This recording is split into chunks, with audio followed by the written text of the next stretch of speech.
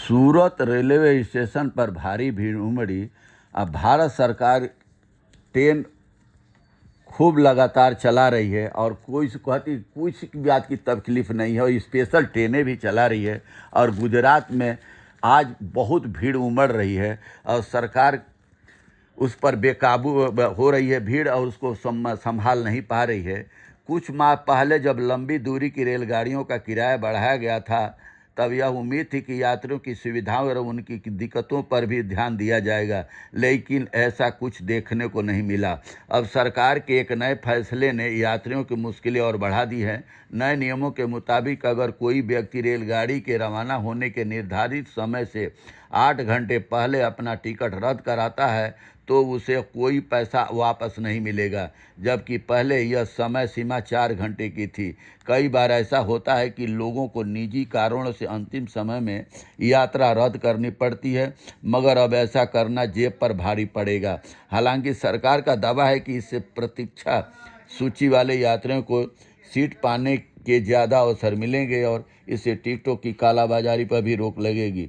मगर सवाल है कि टिकटों की कालाबाजारी रोकने के लिए क्या कोई दूसरा रास्ता नहीं निकाला जा सकता था, जिससे आम यात्रियों को आपात स्थिति में टिकट रद्द कराने पर वित्तीय नुकसान न झेलना पड़े। यह निराशाजनक ही है कि रेलगाड़ियों के संचालन से लेकर सुविधाओं में व्यवस्थागत खामियों को दूर करने के बजाय यात्रियों के हितों को हाशिए पर रखा जा रहा है। इसमें दो राय नहीं कि लंबी दूरी की यात्रा के लिए रेलगाड़ियां आम आदमी की जीवन रेखा मानी जाती है, मगर इसे विडंबना ही कहा जाएगा कि रेलवे के आधुनिकीकरण की कवायद के बीच यात्रियों की बुनियादी सुविधाओं में सुधार करने को आज भी प्राथमिकता नहीं दी जाती है। रेलगाड़ियों में किफ़ायती और सुरक्षित खान पान के अभाव से लेकर साफ सफाई की शिकायतें कम नहीं हो रही है। इन समस्याओं का समाधान करने के बजाय ऐसे नियम लागू किए जा रहे हैं जिससे यात्रियों की परेशानी और बढ़ गई है। राजस्व बढ़ाने की रेलवे की चिंता वाजिब हो सकती है, लेकिन उसे इस बात पर भी गंभीरता से विचार करना होगा कि यात्रियों को बेहतर सुविधाएं मुहैया कराने की जिम्मेदारी आखिर किसकी है। सरकार अपनी जिम्मेवारी से भाग नहीं सकती।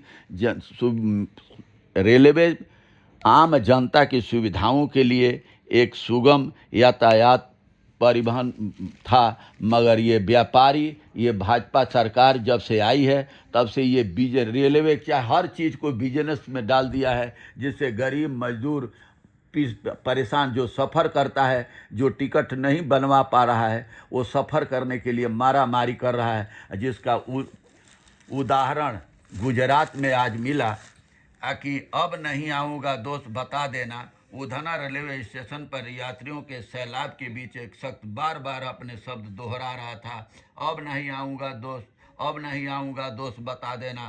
चेहरे पर बेबसी लाचारी के साथ इस मायूसी साफ झलक रही थी। एक अन्य यात्री ने बताया कि यहाँ के हालात बहुत ही भयावह है। बहुत बहुत धन्यवाद। नमस्कार, प्रणाम।